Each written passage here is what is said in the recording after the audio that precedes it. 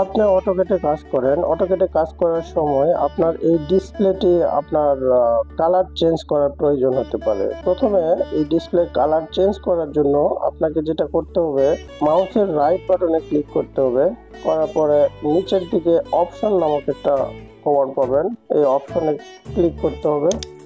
Click করলে একটা option display board আসবে, যেখানে আপনার files, display, open and save, plot, publish, system, drafting, 3D modelling, selection, অনেক অপশনই রয়েছে এখানে। এর মধ্যেও আপনি যাবেন ডিসপ্লেতে, যেহেতু আপনার ডিসপ্লের কালারটি চেঞ্জ করা প্রয়োজন, ডিসপ্লেতে যাবেন।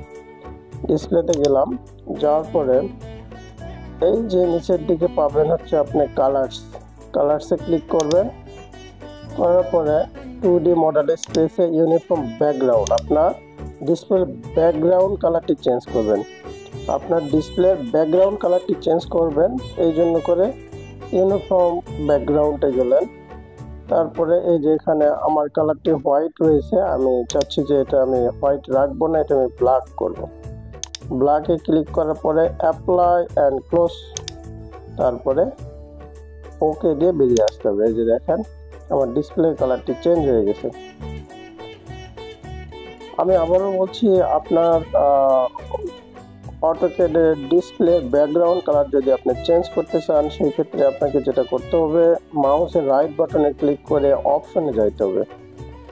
অপশনে গেলে একটা অপশন ডিসপ্লে বোর্ড আসবে, সেখানে ডিসপ্লেতে ক্লিক করতে হবে। করার পরে কালারসে ক্লিক করতে হবে।